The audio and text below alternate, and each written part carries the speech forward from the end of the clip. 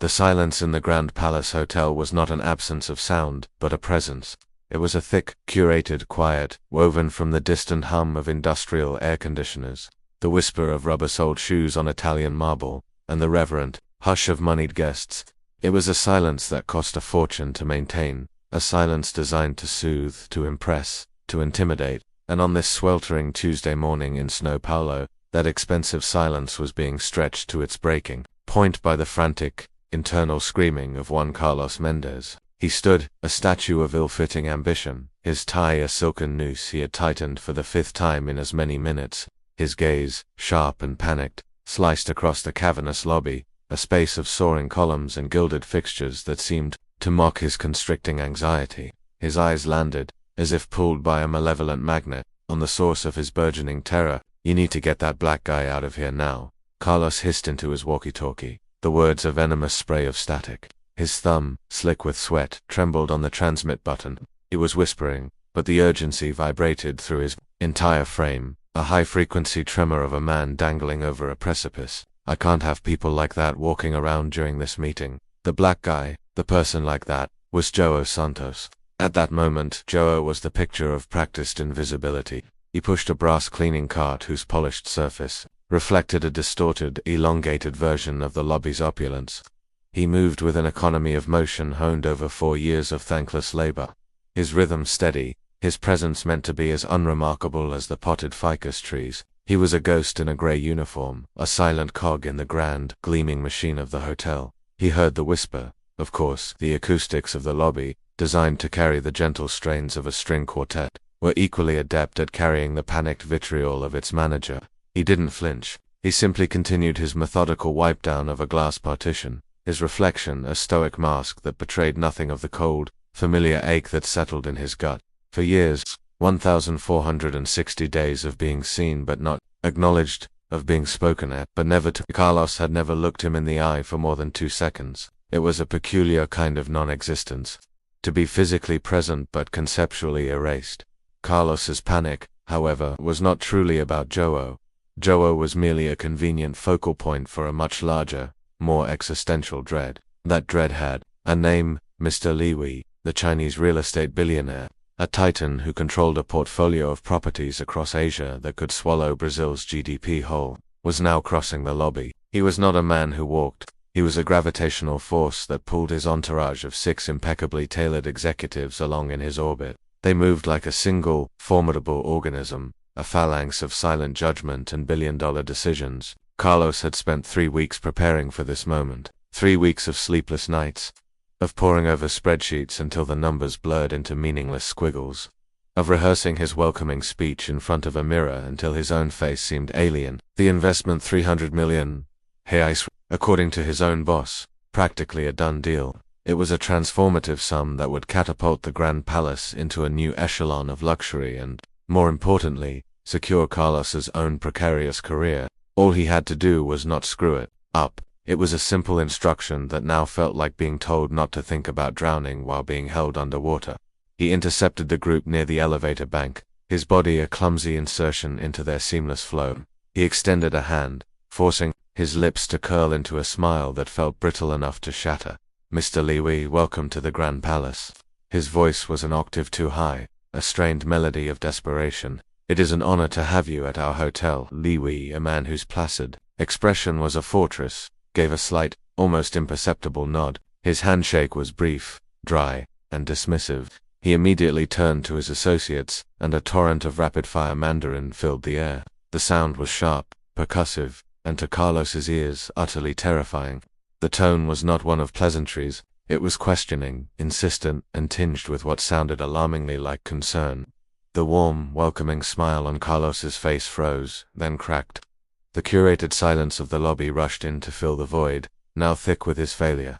Pure, unadulterated panic, cold and electric, flooded his nervous system. His heart hammered against his ribs like a trapped bird. His hand, shaking violently, fumbled for the sleek smartphone in his pocket. It was his lifeline, his technological Rosetta Stone. He swiped frantically, his thumb smudging the screen, and opened the translation app. The blue and white icon of Google Translate had never seemed so much like a holy symbol. "I'm sorry, Mr. Liwi," he stammered, holding the phone out like a shield. Could you repeat that in English, please? Li Wei's brow furrowed. The expression was not one of anger, but of profound, weary irritation. The look a master craftsman might give a faulty tool. He repeated the phrase in Mandarin, this time slower, his hand gesturing vaguely towards the hotel's architecture, the sweeping ceilings, the ornate chandeliers. Carlos held the phone up, his own breath held tight in his chest. The app listened, processed, and then presented its digital wisdom.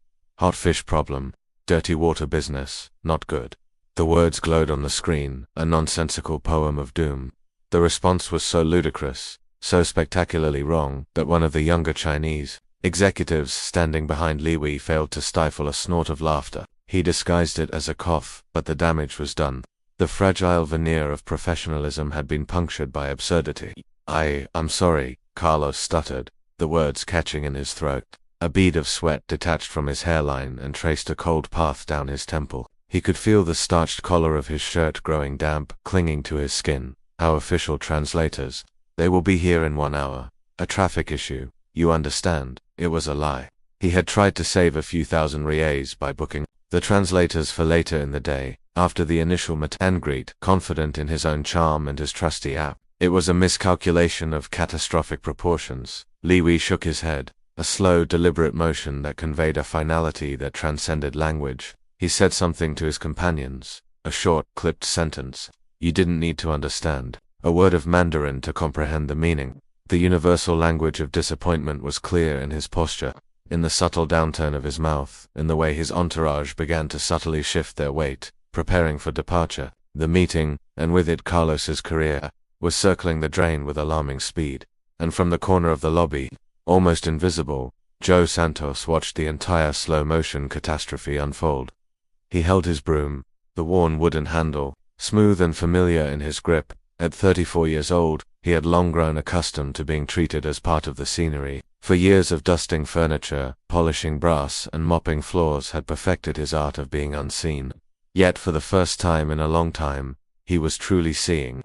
He saw the panic in Carlos's eyes, the contempt in Li Wei's, the whole pathetic comedy of errors playing out under the glittering chandeliers. What no one in that lobby knew, what the panicked manager and the billionaire investor could never have conceived, was that Joe understood every single word. The sounds that were an incomprehensible barrage to Carlos were, to Joe, a symphony of nuance and detail. He knew that Li Wei wasn't questioning the hotel's facilities or the cleanliness of its water. He wasn't talking about hot fish or bad business in the literal sense. He was expressing deep, specific concerns about the legal and fiscal integrity of the proposed investment, referencing new federal regulations on foreign capital in Brazil that had been enacted just 6 months prior. He was asking if the manager was prepared to discuss the complexities of tax domicile declarations and the legal framework for asset protection. He was, in short, conducting high-level business, and Carlos was trying to answer with a broken toy. Joe's knuckles were white where he gripped the broom handle. He watched Carlos descend further into his personal hell, saw Li Wei's hand move towards his watch, a clear sign that his patience had evaporated. In that moment, a strange and powerful current passed through the lobby. For a fleeting second, Joe's eyes met Li Wei's across the polished marble floor. It was a brief connection, a spark in the charged air. Li Wei, a man who had built an empire on his ability to read people, to see value where others saw nothing, paused. He saw something in the janitor's gaze. It wasn't defiance. Not yet. It was an unnerving stillness, an intelligence that seemed utterly incongruous with the drab uniform and the menial task. Amid the swirling chaos of incompetence, prejudice, and desperation, Joe Santos possessed a profound calm, the kind of calm that is forged only in the crucible of long suffering, the quiet strength of a man who has weathered far worse storms, and has learned, with bitter precision, that patience has its own perfect timing, its own moment to finally transform into action. 3 hours before that spectacular implosion in the lobby, the basement of the Grand Palace Hotel smelled of bleach and quiet desperation. It was a world away from the gilded elegance upstairs, a subterranean realm of concrete floors, buzzing fluorescent lights, and the clatter of industrial machinery. Here, Carlos Mendez had assembled the entire cleaning and maintenance staff, his invisible army, as he sometimes condescendingly called them. He paced before them now, not like a manager, but like a self-important general addressing expendable troops before a battle he had no intention of fighting himself. I want all of you to be invisible today, he declared, his voice echoing slightly in the damp air. He stabbed a finger for emphasis. Absolutely, unequivocally invisible. The client arriving this morning is worth more than all of your annual salaries combined. He is from a different world, a world of standards you cannot comprehend. His eyes scanned the weary faces before him, men and women who rose before the sun, who scrubbed and polished and repaired the gleaming facade that he presented as his own achievement. His gaze snagged on Joe, who was at the back of the room, methodically cleaning the grimy window of the breakroom door, his movements rhythmic and detached. Especially you, Joe, Carlos said, his voice dropping, taking on a tone one might use with a difficult child or a slow-witted animal. No wondering. Stay in the service corridors. The social areas are off-limits. Understood. Joe didn't look up from his work. He simply gave a slow, deliberate nod. This was a familiar ritual, a litany of casual degradations he had long since learned to endure. Carlos always spoke to him this way, enunciating his words as if Joe were hard of hearing or mentally deficient, a being to be managed rather than communicated with. That Chinese guy can't see you working, Carlos continued, his voice rising again as he addressed the room, though his eyes remained fixed on Joe. People like him, they're used to a different standard of cleanliness, a different class of person. We need to project an image of seamless, effortless perfection. He said it with a straight face, completely ignoring the blatant absurdity of telling a Brazilian man that a foreigner couldn't see him, as if his very Brazilianness was a stain on the hotel's image. He ignored, too, the fact that Joe was, like him, a citizen of the same country, born under the same sun, but in Carlos's world, they were from different planets. Carlos was from the world of management, of suits and ties and perceived importance. Joe was from the world of labor, of uniforms and brooms and mandated invisibility. What Carlos didn't know, what he couldn't possibly fathom in his narrow, prejudiced worldview, was the universe contained within the man he dismissed as a simple janitor. Joe Santos was not merely a cleaner who had gotten lucky with a steady job.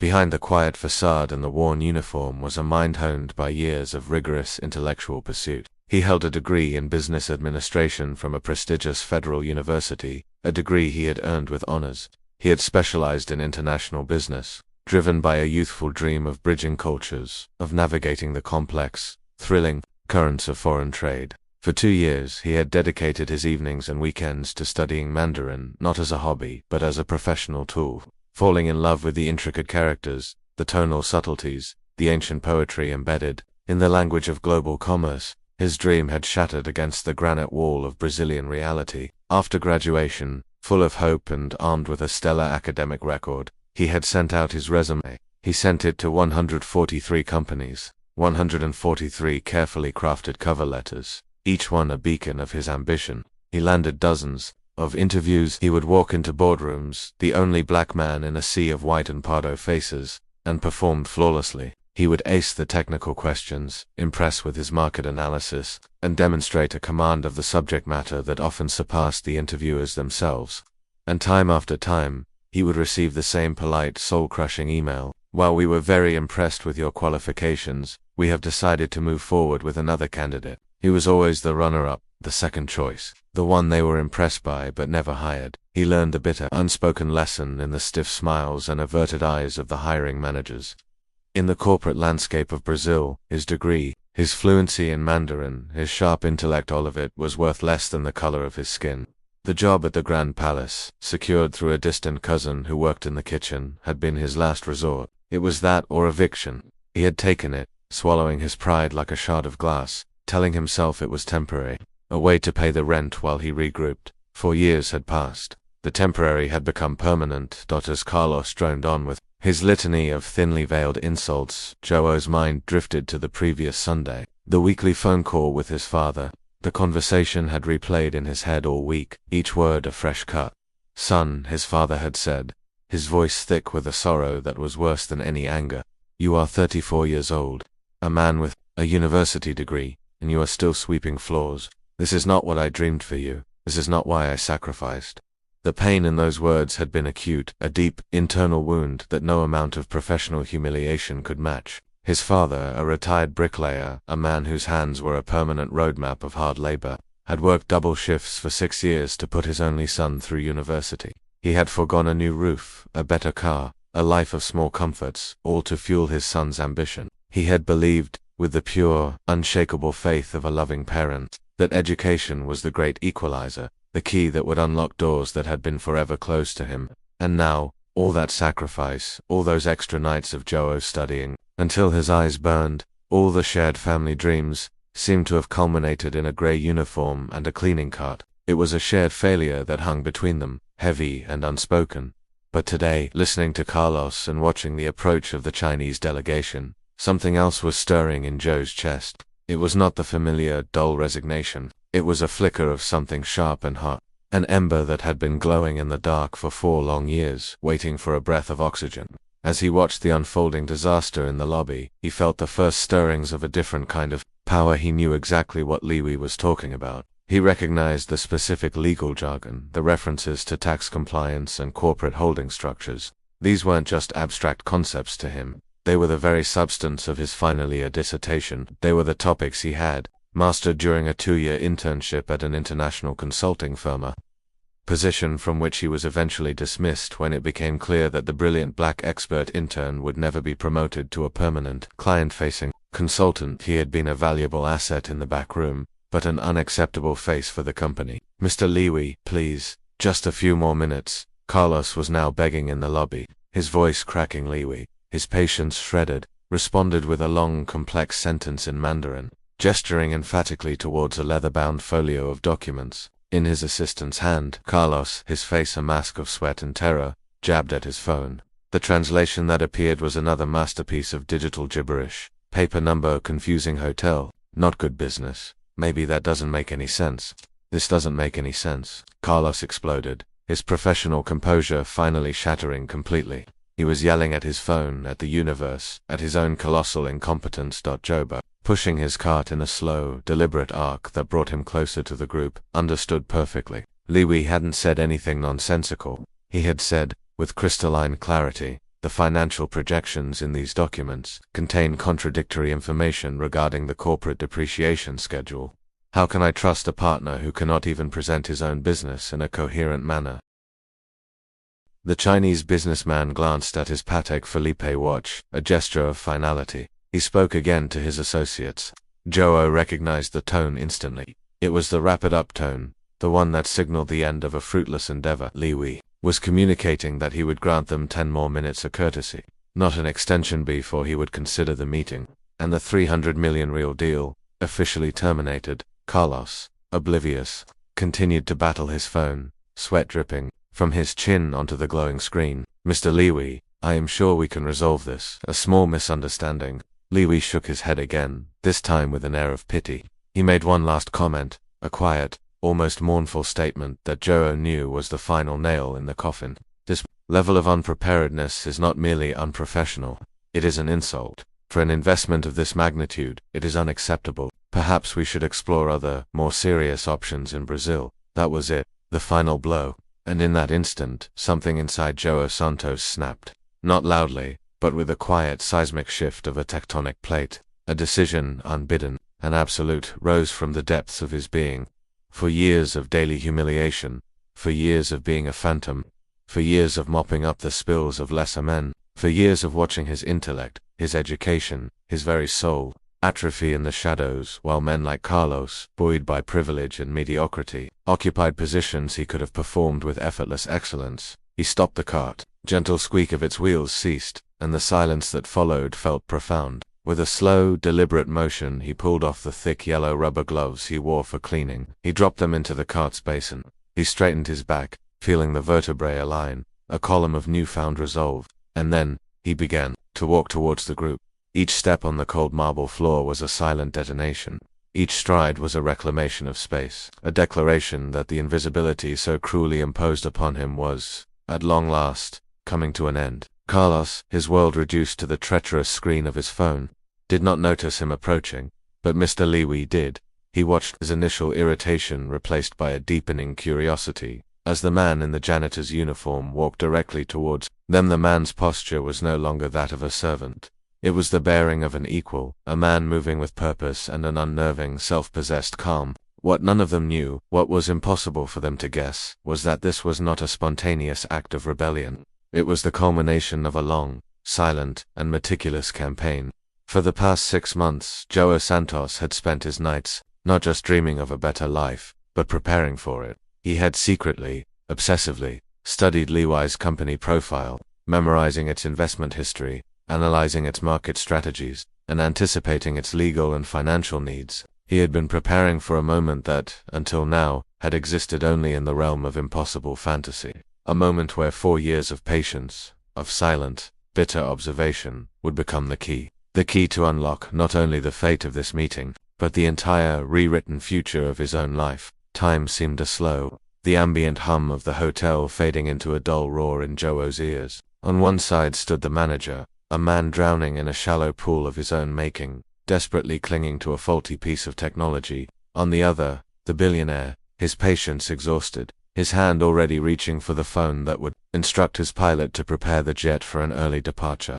And moving into the center of this tableau of failure and fortune was Joao, a man who had been underestimated for so long that everyone, including himself, had almost forgotten to ask what he was truly capable of. He took a final, deep breath, the air tasting of floor polish, expensive perfume, and opportunity. He stepped into the circle of tension, his shadow falling over the panicked figure of his boss.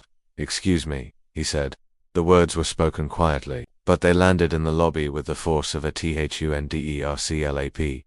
The 2 words hung in the air. Simple, polite, yet utterly disruptive. They were a pebble tossed into a still pond of panic, the ripples spreading outward, distorting everything. Carlos looked up from his phone, his face a rictus of irritation and disbelief. His brain, already overloaded, struggled to process the audacity of the interruption. He saw the gray uniform, the familiar face he had so long ignored, and his confusion curdled into rage. "João, what are you doing? This is no time for cleaning," he snapped, his voice a harsh, grating sound. "Get out of here, immediately." The command was automatic, the reflex of a man accustomed to swatting away inconveniences.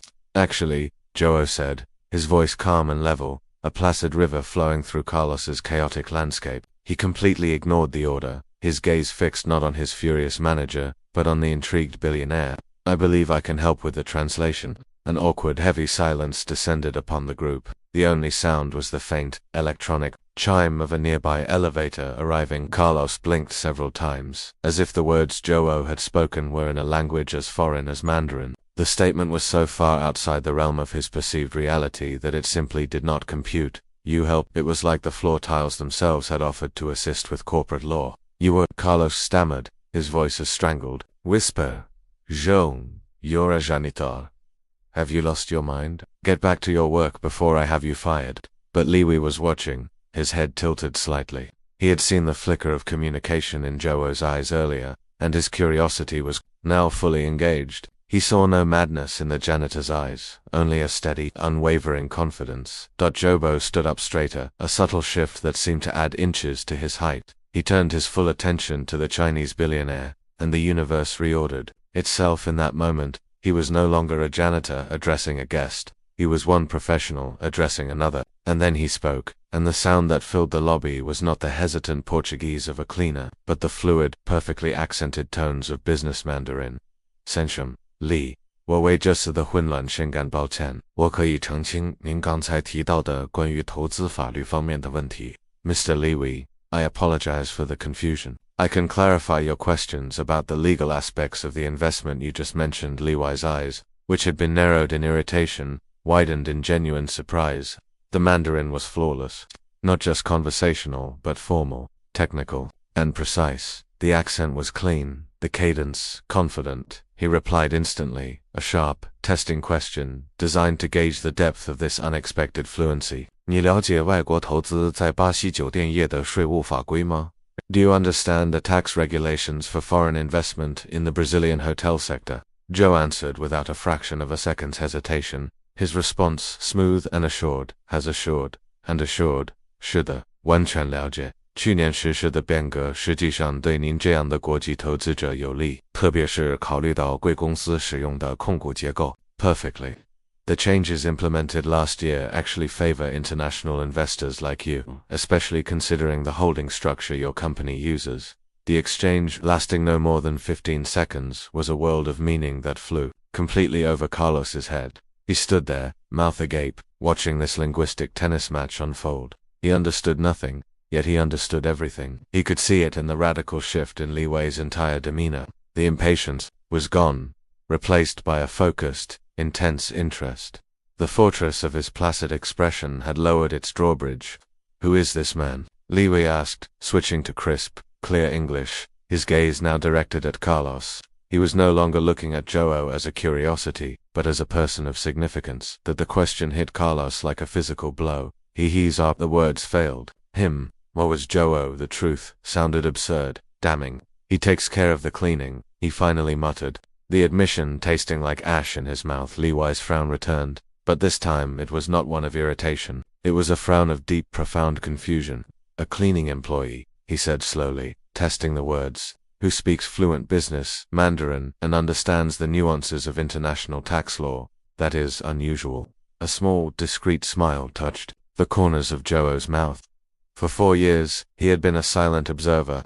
From his invisible perch, he had watched dozens of business meetings like this one begin and end in the lobby. He had seen Carlos commit embarrassing blunders of international protocol, dismissively calling Japanese investors Chinese and offering a glass of cachaca to a devoutly Muslim Saudi prince. He had witnessed minor deals collapse due to simple, linguistic misunderstandings.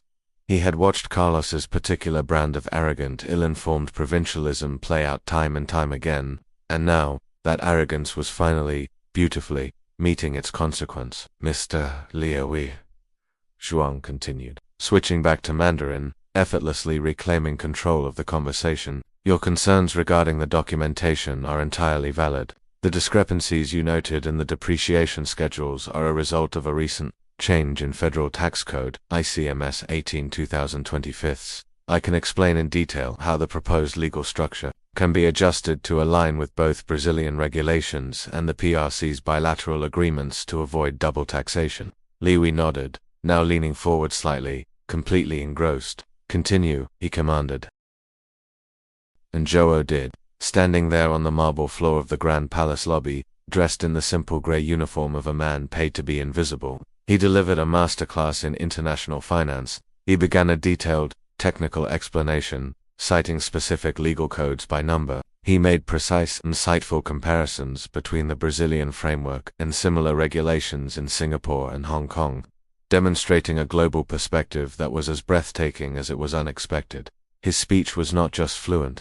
It was eloquent. It was the discourse of a seasoned consultant, a man who lived and breathed this complex world, demonstrating not only a mastery of the language but a profound and granular knowledge of the subject. The executives and Li Wei's entourage, who had been standing with the bored patience of men accustomed to waiting for their boss, were now listening intently, their expressions a mixture of astonishment and deep respect. Carlos stood frozen, a ghost at a feast he had prepared but could not eat. He was watching an employee he had treated like a piece of furniture for 4 years conduct a multi-million-dollar negotiation with a level of expertise he himself could never hope to achieve. "This is impossible," he thought, the phrase repeating in his head like a mantra of denial. "This cannot be happening." Li Wei, meanwhile, was visibly energized. He began to pepper Joe with a series of increasingly complex questions. He asked about special economic zones, about bilateral investment treaties, about the legal precedents for profit repatriation.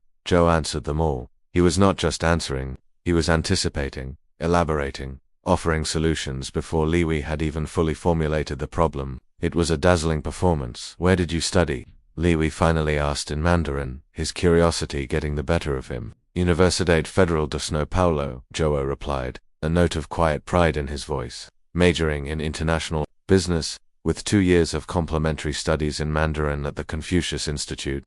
I also worked for 2 years as a foreign trade consultant before the circumstances brought me here." Li Wei shook his head, the gesture communicating a deep and genuine bewilderment. "A man with your qualifications, working as a janitor." Joe gave a slight, elegant shrug, a gesture that conveyed volumes. "Sometimes, the job market has its own logic," he said in Mandarin, "especially for people who look like me." The sentence was delivered without a trace of bitterness, stated as a simple, observable fact.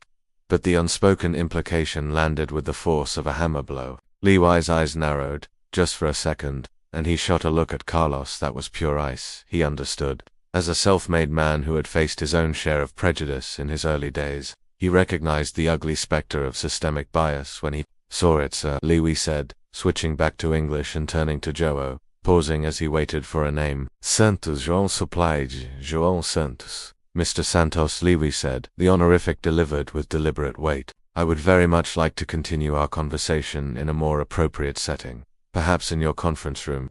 It was at this point that Carlos's survival instinct finally kicked in, overriding his paralysis. Wait, he interjected, his voice strained. Joe, you can't just— I need to understand what is going on here. Joe turned to face him for the first time. He looked directly at Carlos, and his expression was not one of triumph or revenge. It was one of serene, terrifying calm. What is happening, Carlos? He said, his Portuguese quiet but carrying the resonant authority of a judge delivering a verdict.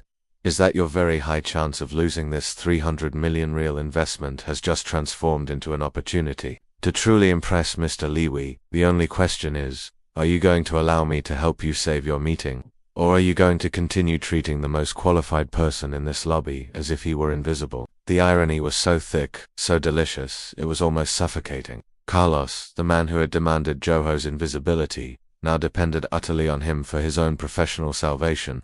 His career, his reputation, his future, all rested in the hands of the man he had just tried to banish from his sight. João, how? Carlos asked, his voice trembling, the question a plea. When did you learn Mandarin? It was on my resume when I was hired 4 years ago, Joe replied simply, his voice devoid of emotion. Page 2. Under the additional qualifications section, Carlos's face went pale, a sickly, chalky white. He had a vague memory of glancing at the first page of that resume.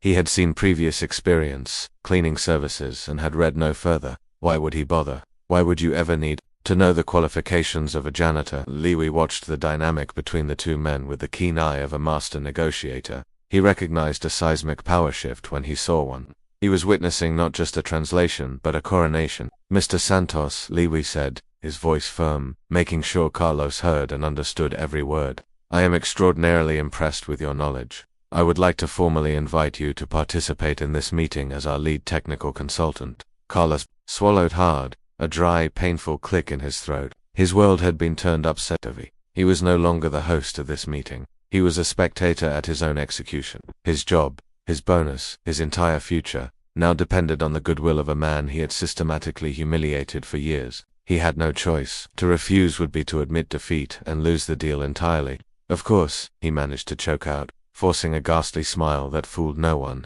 Joe is a valuable part of our team. We always knew he had hidden talents. The lie was so transparent it was pathetic. Joe inclined his head politely, a gesture of magnanimous grace. It will be my pleasure to assist, Mr. Liwi, he said in English. I am certain we can address all of your concerns. As the group Liwi and his entourage, with Joe now walking beside the billionaire, and a shattered Carlos trailing behind like a ghost, made its way to the executive conference room, Joe felt a sensation he hadn't experienced in years. It was the weight, the pressure, the simple, profound dignity of being truly seen. Not as a uniform, not as a task, not as a janitor who was supposed to be invisible, but as the sharp, skilled, and fiercely intelligent professional he had always been. Carlos walked behind them, a cold sweat trickling down his spine. He was replaying for years of interactions, or lack thereof, in his head. Every dismissive wave, every condescending instruction, every time he had looked through Joe as if he were glass. He realized, with a dawning, sickening horror, that his own arrogant ignorance, his lazy, reflexive prejudice, had nearly cost the hotel the single largest deal in its history. And worse, much worse, he was now completely and utterly at the mercy of the man he had treated like dirt. Liwi, meanwhile, was making his own mental calculations. He was already rethinking his assessment of the hotel. The management was clearly incompetent, a liability, but the establishment itself, a place where a talent like Joe Santos could be found cleaning bathrooms for 4 years, was a place of astonishing, untapped potential. What other skills were being wasted here? What other diamonds were languishing in the rough, ignored by the sheer, willful negligence of men like Carlos? They entered the conference room on the top floor. It was a space designed to radiate power, with a long mahogany table polished to a mirror shine and floor-to-ceiling windows. offering a panoramic view of the sprawling city. Carlos automatically moved to the head of the table, the seat of authority he had always occupied. But today, it felt alien, a throne he no longer deserved. Jobo, with a quiet apology, excused himself for a moment. He returned not with a cleaning cart, but with a sleek modern laptop he retrieved from his locker in the basement, the same locker where he kept his uniform. He took his place at the table, not deferentially at the end, but directly across from Mr. Liwi. The confidence with which he did so was a quiet statement of fact. He was exactly where he was supposed to have always been. For years of quiet study, for years of observation from the periphery, for years of waiting for a moment he wasn't sure would ever come, it had all led to this. To this table. What Liwi didn't know yet, but was about to discover, was that Joe wasn't just fluent in Mandarin. He wasn't just knowledgeable about tax law. He was, thanks to his obsessive late-night research, one of the foremost unsolicited experts on Liwi International's specific investment strategies in Latin America. He was not just saving a meeting. He was prepared to conduct the most important negotiation of his entire life. Carlos, sitting at the head of the table where he had always felt so powerful, now felt like an imposter. He watched nervously as Joe opened his laptop. For a moment, as Joe adjusted a pair of simple reading glasses and prepared to begin the most important presentation of his life. Everyone in the room, the Chinese executives, the terrified manager, the billionaire investor, realized they were witnessing something far greater than a business deal. They were witnessing the precise moment when genuine, suppressed talent, held down for years by the dead weight of prejudice and ignorance, finally found its stage. And that stage was about to be illuminated by a performance that no one present would ever forget. The first image that flashed onto the massive screen at the end of the conference room was the Liwi International corporate logo, rendered in perfect detail. But beneath it was a subtitle in both Mandarin and Portuguese: Synergistic Growth, Opportunities in the Brazilian Hospitality Sector, a proposed framework for the Grand Palace Partnership. Liwi leaned forward, his interest visibly piqued. This was not the generic, canned presentation he had been expecting from the hotel. This was bespoke, specific, and deeply researched. Mr. Liwi, Joe began, his voice now imbued with the calm authority of the room's true leader. He spoke in Mandarin, but his tone was inclusive, his posture open. Before we discuss the hotel's standard proposal, I have prepared some supplementary data that I believe you will find relevant to your long-term investment considerations in this market. Carlos watched, mesmerized and horrified, as Joe clicked through a series of sophisticated charts and graphs. There were detailed financial reports, comparative market analyses, and geopolitical risk assessments that were more thorough than anything Carlos's own marketing team had ever produced. It was the work of a high-priced consulting firm, not a janitor. When did you prepare this? Carlos stammered in Portuguese, unable to contain his disbelief. Over the last 8 months, Joe replied calmly, without taking his eyes off Liwi. During my lunch breaks, on weekends, I've always believed it's useful to understand the market one works in, regardless of one's position. The gentle rebuke was devastating. Liwi gestured to a slide detailing environmental regulations our own legal team has been struggling with. The new municipal zoning ordinances for new developments. Your data here seems more up-to-date than theirs. Joe nodded. The municipality updated the ordinances 72 hours ago. Mr. Liwi, the changes were only published on the city's official register yesterday afternoon. I took the liberty of incorporating them into the analysis this morning before my shift. Impressive, Liwi murmured to his chief of staff, who nodded in vigorous agreement. Carlos, desperate to reclaim some shred of relevance, tried to interject. Joe, that's all very interesting, but perhaps we should focus on our official presentation now. The one I prepared. Actually, Liwi interrupted politely but firmly, his eyes still locked on the screen. I would much rather continue listening to Mr. Santos. His analysis is exceptionally precise and, frankly, far more useful. The public dismissal was a mortal wound to Carlos's pride. The color drained from his face, leaving him looking pale and ill. He was an employee being told his work was irrelevant, while another, whom he had considered less than human, was being lauded as a genius. Zhao then did something that twisted the knife with surgical grace. He turned to Carlos and spoke to him directly, in Portuguese, his tone one of utter professionalism. Carlos, if I may suggest, your expertise lies in the hotel's operational capacity. Perhaps you could prepare to speak on staffing, logistics, and guest services, while I continue to address the strategic and regulatory concerns with Mr. Liwi and his team. It was phrased as a collaboration, a suggestion among colleagues, but everyone in the room understood the true dynamic. It was a gentle, yet absolute coup d'etat. Joe was graciously assigning Carlos a minor role in a meeting that Carlos was supposed to be leading. He was being put in his place with such elegant professionalism that to object would be to seem petty and churlish. Of course, Carlos muttered. His authority completely evaporated. He was now a subordinate in his own boardroom. Liwi made a comment in Mandarin about the exceptional quality of Joe's cultural insights, noting that he rarely encountered Brazilian consultants with such a deep and nuanced understanding of Asian business etiquette and consumer preferences.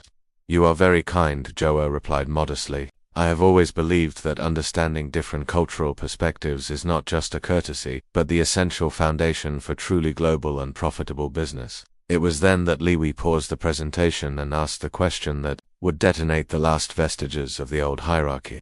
"Mr. Santos, I must ask, for the sake of clarity, what exactly is your current official position at this hotel?" Joe maintained his professional composure, but for a split second, his gaze flickered towards Carlos, a silent, knowing glance. Then he turned back to Liwi. "Officially, Mr. Liwi, I have been a member of the general cleaning and sanitation staff for the past 4 years. The silence that followed was deafening. It was a vacuum that sucked all the air out of the room. Liwi blinked several times, as if trying to reconcile two completely incompatible ideas. His executives exchanged looks of utter disbelief. "A man with your qualifications," Liwi said slowly, letting the weight of each word sink in. "Cleaning rooms." "It is a long story, sir," Joe said, his voice quiet but firm. Liwi's gaze swung to Carlos, and the temperature in the room dropped by 20 degrees. His expression was no longer one of curiosity, it was one of cold, simmering contempt. "Mr. Mendez," he said, mispronouncing the name slightly, a subtle but clear sign of disrespect. "I must confess, I am perplexed. How does a supposedly world-class organization misplace a talent of this caliber for 4 years? It is not just mismanagement. It is a profound, systemic failure." Carlos, sweating profusely now, could only stammer, "Well, you see, sometimes talent isn't immediately apparent." "Not apparent," Liwi repeated, his voice dangerously soft. "Mr. Santos has demonstrated a level of strategic insight that would surpass many of my own senior VPs in Shanghai. To fail to see that is not a lack of perception, it is a willful blindness." Sensing Carlos was about to immolate himself completely, Joe gently interjected. "Mr. Liwi, if I may, I believe the most productive path forward is to focus on future opportunities, not on past misunderstandings." The sheer class with which Joe handled the situation, diffusing the tension, protecting his humiliated boss from further disgrace, and refocusing on the business at hand made the contrast with Carlos's incompetence even more glaring. Liwi gave a sharp nod, his respect for Joe climbing another notch, but it was clear he had already passed judgment on Carlos and his entire management style. "In that case, Mr. Santos," Liwi said, his eyes gleaming with a new idea, "I would like to make a proposal, a new condition for our investment." "What do you mean?" Carlos asked, alarm bells screaming in his head. "Simple," Liwi replied, a predatory smile playing on his lips. "Any investment we make in this hotel, or any future ventures in Brazil, will be contingent upon one non-negotiable term. Mr. Santos must be promoted, immediately, to a senior executive position commensurate with his qualifications, Director of International Strategy. Perhaps, his compensation package will be negotiated directly with my office, and it will be internationally competitive." Carlos felt the floor disappear from beneath his feet. He was being forced, as a condition of the biggest deal of his life, to promote the man he despised to a position that would likely be senior to his own. "That would be wonderful," Carlos said, the words tasting like poison. The smile he wore was a pained, grotesque caricature. "I am not finished," Liwi continued, holding up a hand. "To ensure that this kind of appalling waste of human capital does not happen again, our partnership agreement will stipulate that Mr. Santos will be our primary liaison. He will oversee all international communications and strategic planning related to our investment.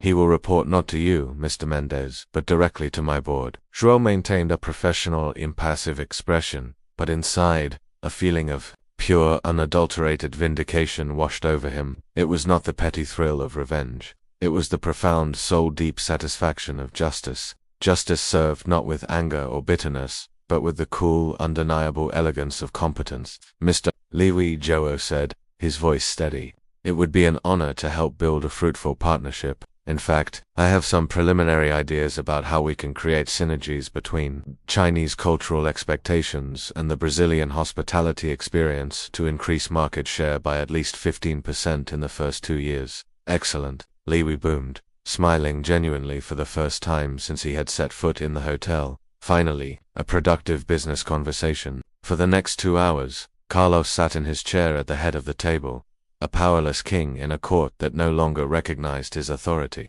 He watched as Joe, with the help of Liwi's team, began to sketch out the framework of a new revolutionary partnership. He presented innovative proposals for cultural integration, specialized employee training programs, and even architectural adaptations to cater specifically to high-net-worth Asian tourists. Each idea was more brilliant than the last, and each one served as another indictment of the stale, mediocre management Carlos had provided for years. As the meeting drew to a close, Liwi posed one final question. "Mr. Santos, if you could change one thing about this hotel, effective immediately, to make it more attractive to the global market, what would it be?" Joe smiled discreetly. He paused for a moment, letting the question hang in the air, before he delivered the final, perfect coup de grace.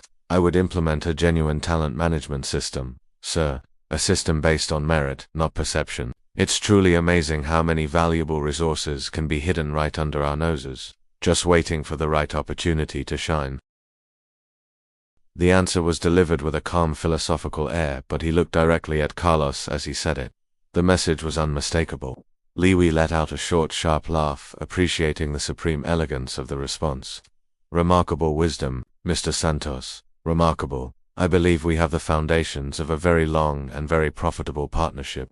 Handshakes were exchanged. Business cards were given, Liwi pressing his personal black and gold card into Joe's hand with a promise to have his office call within 24 hours to formalize the offer. As Liwi's group departed, their mood was buoyant, excited. The disaster of the morning had transformed into the most promising opportunity of their trip. When the heavy conference room door clicked shut, Carlos and Joe were left alone. For the first time in 4 years, they were in a room together as nominal equals, though the reality of the power dynamic was now completely, irrevocably reversed. The silence between them was immense, filled with the weight of 1,000 unspoken insults, 1,000 missed opportunities, and a lesson in humility that Carlos would carry with him for the rest of his life. Joe packed his laptop into its case. He stood up to leave, but paused at the door. He looked back at the broken man sitting at the head of the table. "Carlos," he said, his voice soft, devoid of any triumphalism, "I hope we can learn to work together in a more collaborative way going forward." It was an offer of peace from a victor who had no need to salt the earth of his vanquished foe. Carlos could only nod, a single, jerky motion. He finally, truly understood. For 4 long years, he had held a priceless diamond in his hand, a key to the very future he craved. But he had been too blind, too consumed by his own petty prejudices, to see anything other than a worthless piece of coal. As Joe walked down the hallway, the world had already changed. Employees who had once looked through him now met his gaze, offering hesitant smiles and respectful nods. The news of what had transpired in the boardroom was already spreading through the hotel's grapevine with the speed of light. A new order was being established. A new sun was rising in the Grand Palace universe, and its name was Joe Santos. In the center of that grand hotel, where discrimination disguised as hierarchy had reigned for so long, a new reality was taking shape, a symphony finally finding its harmony after years of discordant notes. It was proof that true competence knows no color, no social class, no uniform, and that sometimes the sweetest, most profound justice is not about tearing down the old, but about having the patience, the courage, and the brilliance to finally build the new. 6 months later, Joe Santos strode through the gleaming corridors of the Grand Palace Hotel. He no longer pushed a cleaning cart. He carried a leather briefcase. He no longer wore a gray uniform. He was dressed in a bespoke Italian suit that fit him perfectly. As the new Director of International Relations and Strategy, a title Liwi had personally insisted upon, he now commanded a salary that finally reflected his 8 years of higher education and his immense proven talent. Liwi's investment, fast-tracked under Joe's direct supervision, had transformed the hotel. 3 new floors were under construction, designed to be the most luxurious suites in all of South America. The staff was undergoing a revolutionary training program, personally developed by Joe, focusing on cross-cultural communication and proactive service. His office, occupying the corner suite that had once belonged to the hotel's general manager, offered a panoramic view of the city, a sprawling tapestry of concrete and possibility. On the wall behind his desk, his framed university diploma, the one that had spent 4 years gathering dust in a drawer in his small apartment, was now proudly displayed. Carlos Mendez, on the other hand, had been repositioned after a scathing internal review prompted by a direct inquiry from the Liwi International Board. He was demoted to night operations manager. It was a humiliating fall from grace. His days of long, powerful lunches were replaced by solitary nights overseeing linen deliveries and troubleshooting plumbing emergencies. His arrogance had cost him everything: his prestige, the trust of the board, and his corner office. "Mr. Santos," said his new intern, a bright young woman from his own alma mater, her voice respectful. "Mr. Zhang from Liwi International is on line 1 for you." Joe smiled. He remembered the years of being addressed only as Joe, or more, often not at all. "Thank you, Maria." Put him through. He picked up the phone, and the conversation flowed in effortless, fluent Mandarin. Mr. Zhang was confirming the expansion of the partnership. Liwi International, thrilled with the meteoric success of the Grand Palace project, was acquiring 3 more hotels across Brazil. They would all be rebranded under a new luxury banner, and the entire strategic overhaul would be under direct supervision. He was no longer just a director, he was becoming an architect of a new empire in hospitality. Later that evening, as he was leaving for the day, the elevator doors opened and he found himself face to face with Carlos, who was just arriving for his night shift. The silence in the small enclosed space was thick with history. Carlos stared at the floor, his shoulders slumped, the ghost of his former authority now just a sad, weary slump. "Carlos," Joe said gently, his voice carrying no malice, only a quiet, reflective wisdom. "I hope you have learned something from all this, that a person's worth is not determined by their uniform, their social class, or the color of their skin." Carlos finally looked up, his eyes filled with a shame that was deep and genuine. "Joe, Mr. Santos, I am sorry, truly sorry, for all those lost years." "They weren't lost, Carlos," Joe replied, his voice soft but clear. "They were an investment in patience, in observation, in preparation." He paused as the elevator reached the lobby, the doors gliding open. He turned to face his former boss one last time. "You see, the best revenge is not to humiliate those who underestimate you. It's to build something so magnificent, so successful, that they are forced to confront the true scale of the opportunity they lost by judging a book by its cover." With a final, polite nod, Joe Santos stepped out of the elevator and into the magnificent lobby he had once been ordered to remain invisible in. He walked across the polished marble, no longer a ghost, but the undisputed king of his castle, his every step an echo of the quiet dignity that had finally, deservedly, inherited the world. He was a living testament to the truth that talent, like water, will always find its way, even when the world insists on building dam after dam to keep it in the shadows.